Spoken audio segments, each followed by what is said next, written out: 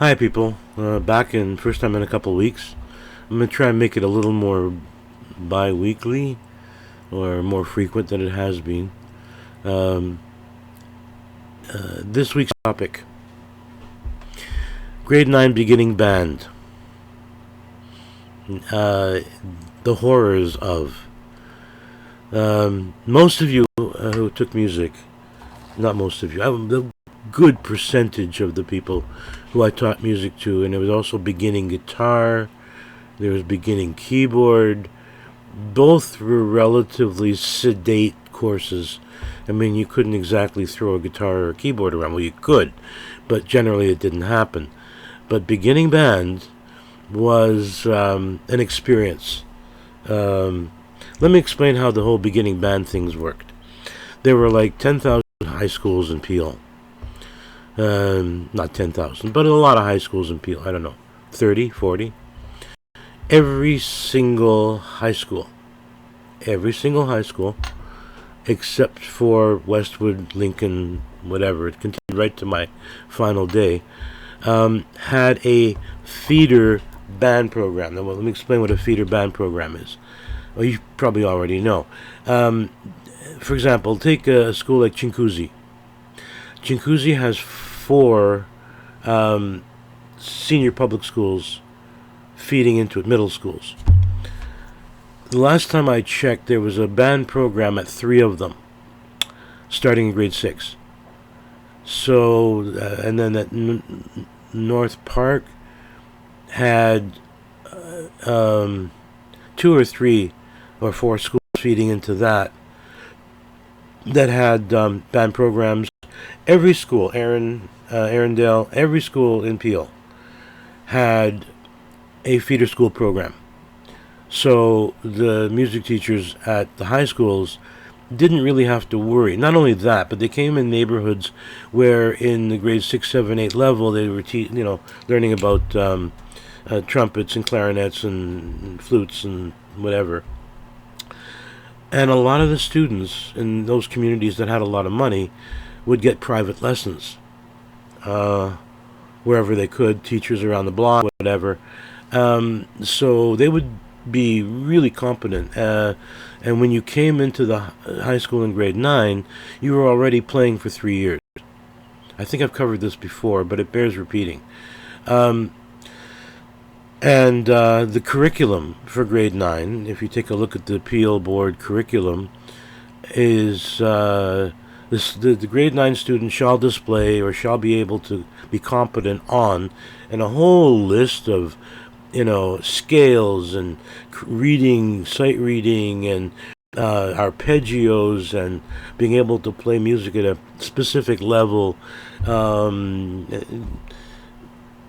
that was normal. People coming in grade 9, they would have a junior band and a senior band in the grade 9 level. The senior band, for those kids who were advanced enough, they could make their own band, and they would be actually a grade 10 or maybe even a grade 11 level.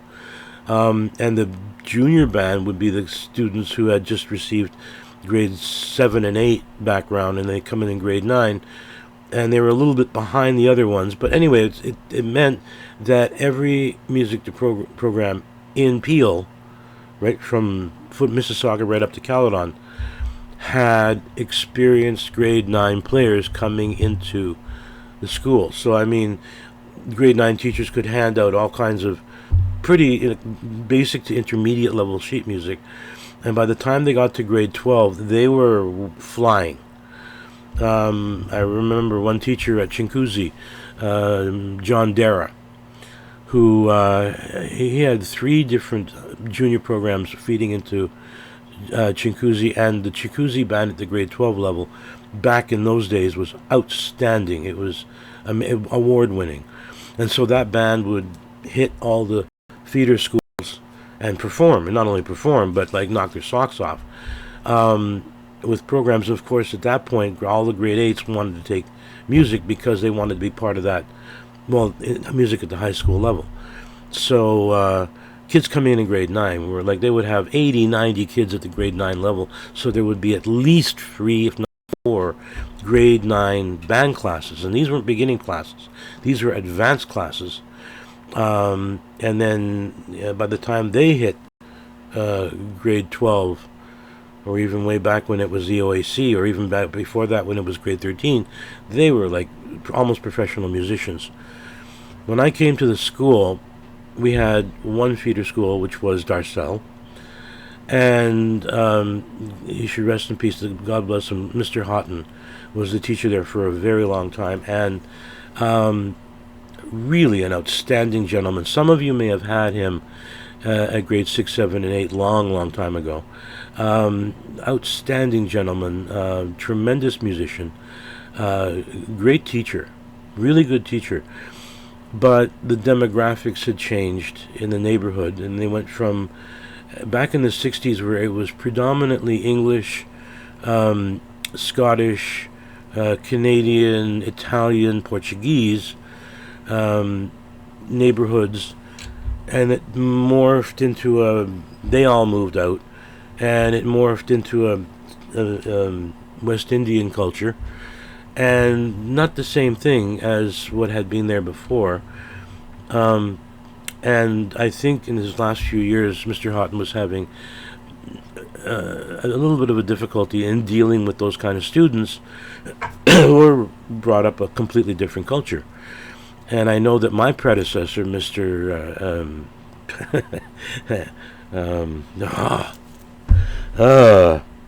You guys are yelling at it, yelling the name to me on screen. Okay, I'll remember it. Anyway, he had run band programs for years, and he worked very closely with Mr. Houghton. The band program at Westwood was wonderful. And then again, the clientele changed, and I don't think that gentleman, I can't remember his name. That's what happens when you get old.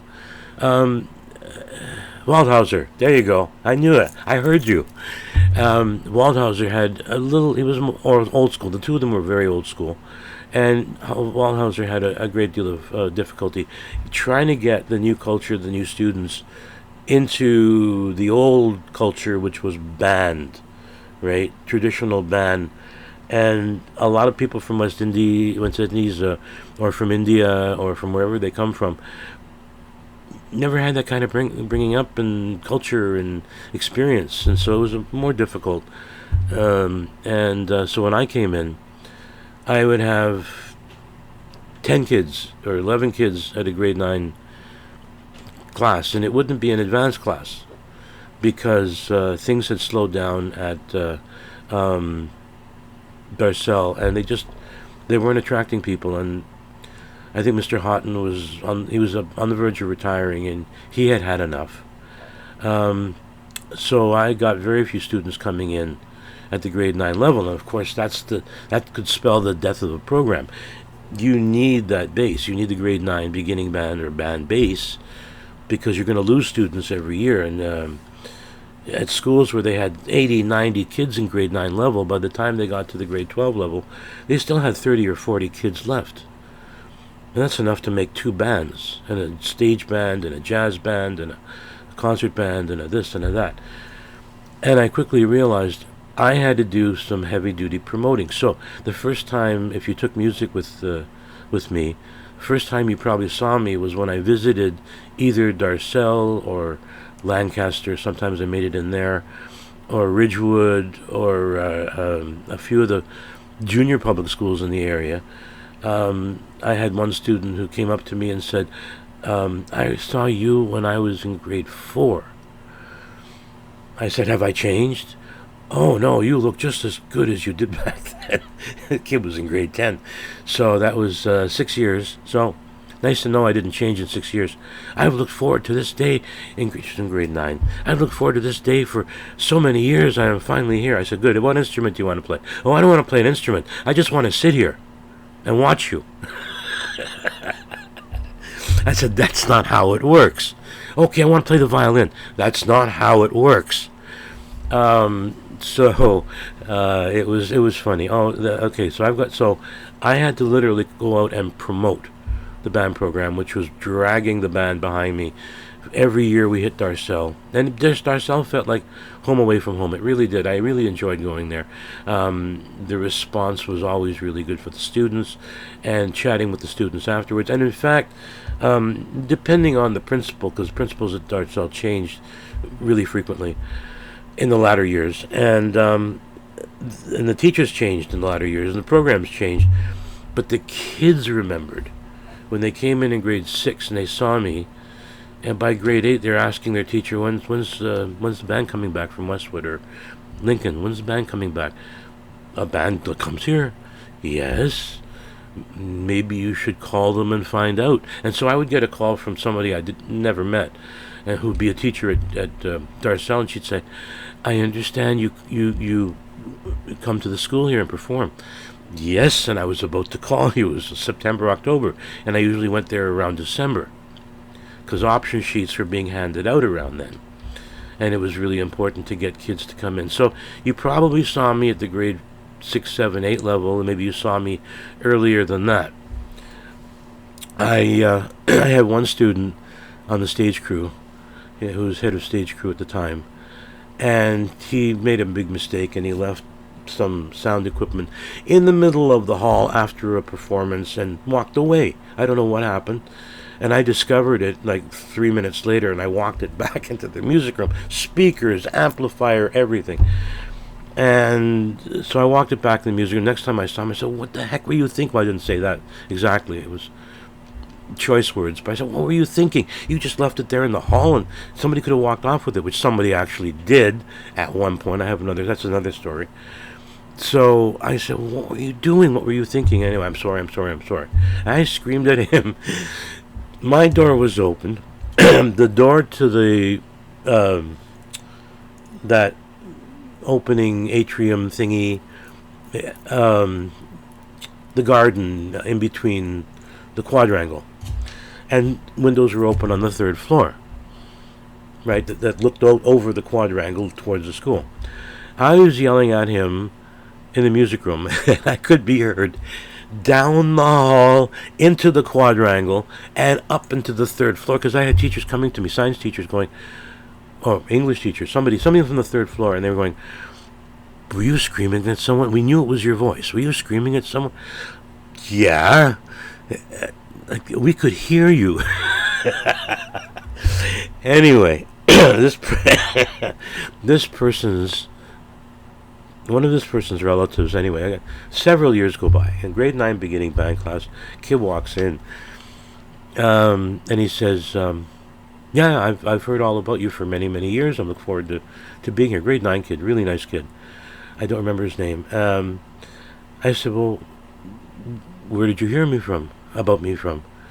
He said, and he named the former student, who was a wonderful kid. He was head of the stage crew, director, and he went on to do something along that line. He says, yeah, my uncle was on the stage crew, and he tells me not to get you pissed off. I said, why? He says, when you yell, you don't hold back. Yeah, he was the one I yelled at. This was his young nephew, coming into the school, and that was 7 or 8 years later. But it was really, really fun. He told me not to piss you off, not to get you angry, because you turn into him. I don't know. I turn into the Hulk. Don't get me angry. You won't like it. I've yelled at a few students, but this one is apparently a classic. Some people remember that. And if you were up on the 2nd or 3rd floor overlooking that garden thingy, you probably remember the time I yelled. When other people did. Years and years later, I remember someone came down and said, I remember you yelling at someone, and I could hear you on the 2nd floor in the science lab. Okay. But that's a different story. Grade 9 beginning band. Okay. So, unlike a lot of other classes, I had to demonstrate, and you all knew this. If you took grade 9 with me, which a lot of you did, I went through a whole process, and every year was the same thing. I would take out a few instruments, and I'd play on them, and I'd demonstrate them. And I would take out the woodwinds on one day, and flute, clarinet, saxophone. The next day I would pull out the trumpet, the trombone, the baritone horn, and I would limit it to 6 instruments because you didn't want to play the bassoon, and I never gave anybody an oboe. God knows. If you've ever heard an oboe, you know why. So it was like easy instruments to play. Clarinet, not hard. Saxophone, not hard. Flute, that's a bit of a challenge, just the way it's put together. And that you don't have anything in your mouth, it's right there on your lip. And then the brass instruments, if you could play one, you could play them all. I mean, you can play trumpet, you could play baritone horn. Colton Billings was a baritone horn player, and beginning band grade 9, and it didn't take too long before I realized Colton was so far ahead of everybody else when he didn't have to play a line or two. He was playing other people's parts on the horn, and it got into grade 11 and grade 12. He was backing everybody up by he was playing the flute parts on the horn. He was playing the clarinet parts on the horn. It was amazing, just amazing. We had a lot of good musicians. But here was the thing: most students within Peel, they start beginning band in grade 6. So there was 6, 7, 8, 9, 10, 11, 12. They've had 7 years of music, and then they graduate, and they're good enough. They can apply to university, they can apply to college, they can apply to wherever, right? Because they can do all the rudiments and everything like that. My aim was to get you guys from grade 9, 10, 11, 12, 4 years only, to cram 7 years into 4. And I realized I wasn't going to be able to spend time on theory, and I wasn't going to be able to spend time on history, which I really, really enjoyed. Music history is fascinating. And I could do this video and take one video and talk about every major composer, which I may do actually, in the book. I mean, I kind of went over that with some of you when I had time, but I never had the chance to do that. With rushing you and getting your technique up to par meant play, same thing over and over, new piece, learn it, play. And the result was pretty damn good. The last concert we did was in December of 2013 at the board offices. And that will go down. I mean, there were always really, really great bands, and there were a couple pictures that I posted from that particular concert that Mr. Hill took. The sound and you guys playing, if you were in that band, was so outstanding. We even got an award for it. It's sitting right here on my wall as the best performance, and they had a performance a week for the entire school year. That was the best performance from a band that entire year. And people were coming up to me and going, "You're from Lincoln?" "Yeah, we're from Lincoln." "And you have a band that good?" And that really pissed me right off. I said, "Why wouldn't we have a band that good? Why?" And they don't, and they walk away, kind of thing. That really pissed me off, coming from a community where the first time you probably saw a trumpet was in my room, or a saxophone was in my room. You wouldn't have seen it at home. If you're coming from a different culture, you certainly wouldn't have seen it, wherever you went, and you wouldn't have played the kind of music that you did play, or even heard the kind of music that I played for you and did the videos of, if you hadn't seen it in the room. I remember playing, last couple of years I was there, second last year, I showed you a video of Beethoven's Ninth Symphony, the final movement, with the singers and the choir and the everything. And I showed it to a grade 9 beginning band class, and then it went Beethoven, the dog. No, not the dog, idiot. The real composer, he was a real guy. So I went over that, I started to show it to them, and they're going, "Well, what's that thing?" "That's an oboe." "What's that thing?" "It's an English horn." "What are those things?" And they started asking questions, getting kind of interested. And then the opening part of it stopped, and as Beethoven usually does, he pulls a 180 and he starts something completely different. And this part was brilliant. There's a little part in the Ninth Symphony where it's the highest instrument in the orchestra, the piccolo, and the lowest instrument in the orchestra, the contrabassoon. The contrabassoon pretty much goes down 2 floors down for a wind instrument. It plays pretty much towards the bottom of the piano. Really, really low sound. If you're standing next to a contrabassoon, he starts playing, you feel it. You can feel it. And that's what Beethoven did. He paired up those two instruments and they play a little duet before everybody comes in. And it took the crowd in Vienna in 1824, it took them completely by surprise. And the same thing happened hundreds of years later in my class, when one kid said, "Oh, there's more than one piece here." I said, "Yes, there's many different sections." "And he's got the highest thing with the lowest thing." I said, "Yes. And not only that, what you're hearing is dump, dump, dump, dump is not the first beat of the bar. It's one, dut, dut, dut, dut." So he's fooling your ear. I didn't know they could do that. I said, well, that's the kind of composer he was. And remember, while he's writing this, he's completely deaf. Wow. See, these are things you'd never get if you didn't show up in the music room. And so he went on to do some research on Beethoven, and he came back about 2 weeks later with a lot of material that he looked at. He says, "I need you to tell me about this stuff." Okay. And he came from, I think, a predominantly Indian, Hindi family, where they would never, ever, he would never have got that experience. So it's the reason I had you play so much, and was showing you all these weird videos, was to get you as much exposure into it, with interesting results. One grade 9 student, when I was showing the instruments and flute and clarinet and sax and trumpet, and one grade 9 girl sits in front, and she says, "Sir, are you blowing or sucking?" And the rest of the class started laughing. I tried to keep a serious face. And no, I'm blowing into it, because it looks like you're sucking it. No, I'm not. Trust me, I'm not.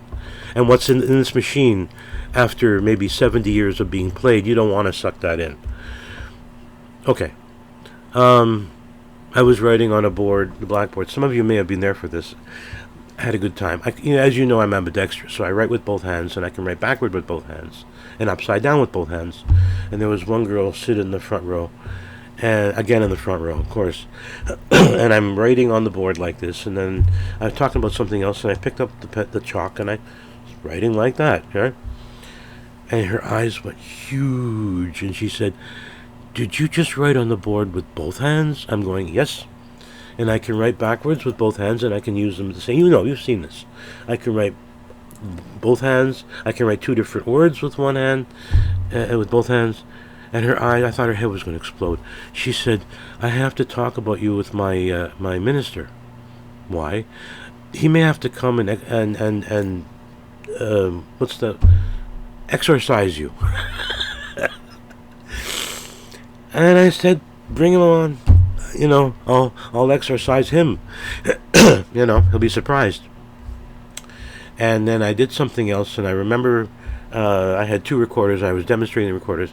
I was playing 2 different size recorders, a soprano and an alto, and I was playing the tune on both recorders. And her eyes again went huge, and she said, "Sir, you're going to go to hell." And you've heard this before.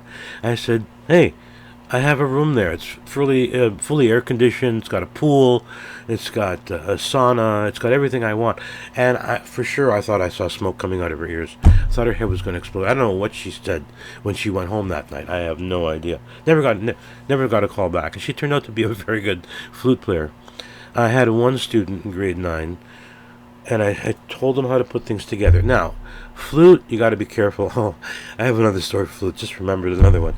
Okay, the one kid, not the quickest kid on the planet, and it turned out to be a really, really good clarinetist. But when he was trying to put the clarinet together, the neck wouldn't go on properly. So he had the clarinet standing upright on the floor with the neck, and he was pushing down as hard as he could to get the neck on. I just saw him do that, and I ran over, and I didn't quite freak out, but I freaked out. And grabbed the clarinet away from him, and I said, "Don't you dare do that. You'll break it in half."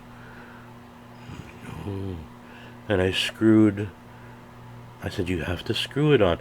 "But there are no screws." "Trust me." And I screwed it on. "If I catch you doing this again, I'm taking you out of the class." He never did it. He always was very fastidious. He'd be doing this, and he'd be looking at me. "Am I doing it right?" "Yes, you're doing it right." And then there'd be the kids with the I'd hand out reeds, and if you've ever played a clarinet or a saxophone with the reed, you handle it super carefully. It's only made of bamboo. How many of you know the scientific name for it? Nope, you don't remember. To stay tuned to a different show. Anyway, now that's going to bother you because I did tell you and you did remember it. Okay, so the reed has a very, very sharp edge. And I said, the first thing you want to make sure is you don't touch that edge, which is paper thin, with your finger. And the kid right in front of me is doing this to the reed. "It's sharp, sir." And he's pruning the reed. And then I had one student who one of the better things. Had a student grade 9 beginning band, and I warned them. I said, "Flute players, do not, under any circumstances, stick any of your fingers into the flute. You'll never get it out." And of course, one genius decided to try that. So he had his finger stuck in the foot joint, short one. And he panicked. He tried to get it out. Now, if you ever had the Chinese finger torture, you know that the more you struggle, the more your finger swells, the more it gets stuck. And he really panicked, and he tried everything. He tried soap. He tried everything. And he came up to me and said, "Sir, I was listening to you, but I had to try it anyway, and I don't know how it happened." I said, "You took your finger and you stuck it at the end of a flute. That's how it happened. The flute didn't just come up on you and go, 'Show me your finger,' and jump on you." Fine. So, I couldn't get it off, so I called the custodian, the late Mr. Furness. What a gentleman this gentleman was. Unfortunately, he passed away. He left Lincoln to go somewhere else, and I don't know what he had, but he didn't last. He passed away soon after. What a gentleman. The guy was amazing. So I told him, I phoned it down to him. I said, "I've got a student with a finger stuck in a flute." He says, "I've seen it many times before. I'll be right there." Came up to the front office, and around where they had the sink behind the office people. And he brought with him a lock cutter. A lock cutter. With the thing. Well, the kid, who wasn't white, went white. And so Mr. Furness goes, "I'm here, where's the kid?" And the kid just went whiter than me, okay?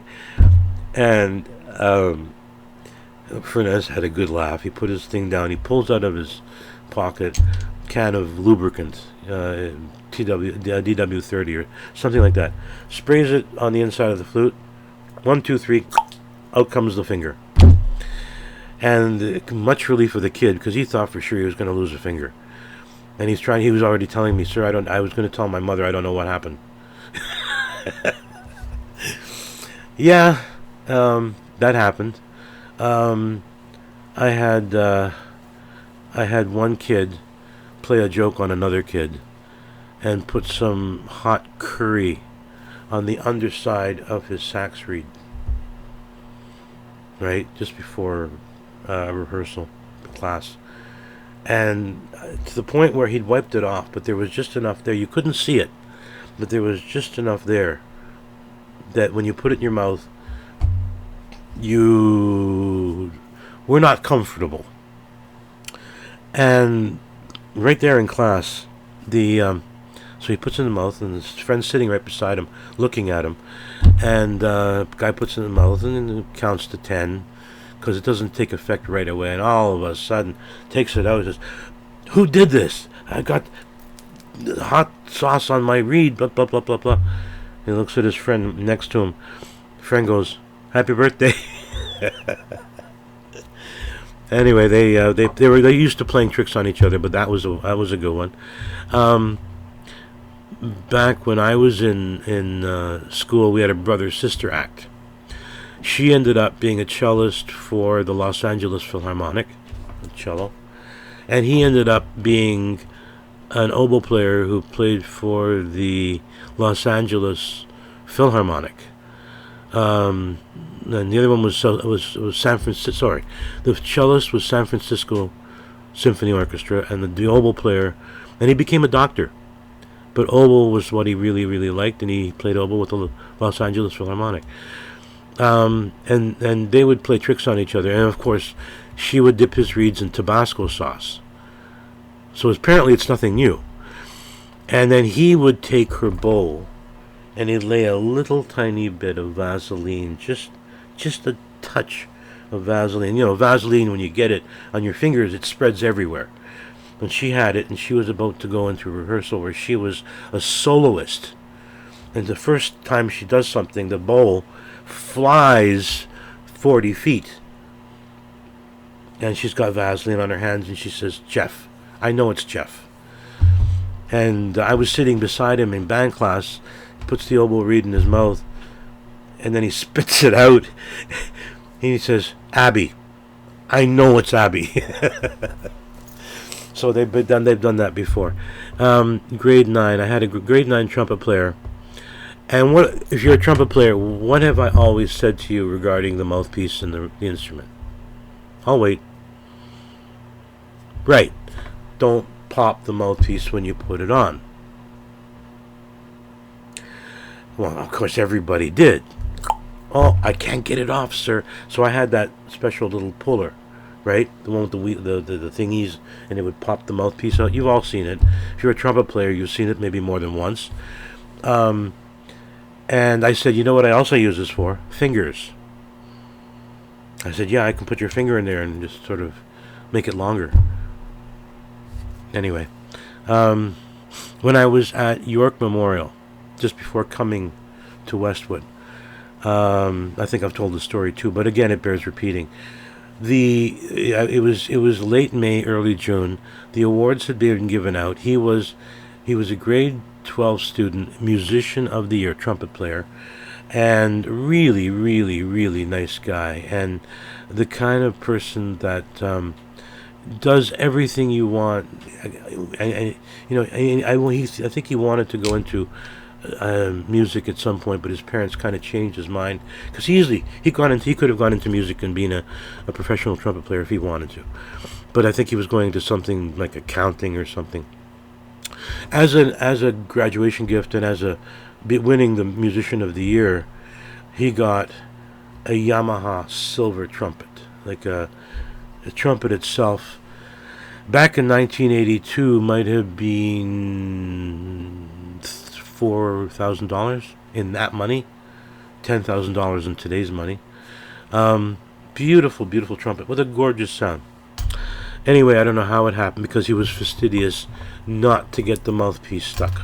Well, one day it got stuck, and instead of coming up to me, "Sir, what can I do about this? I'll handle it. Don't worry, I'll get it out."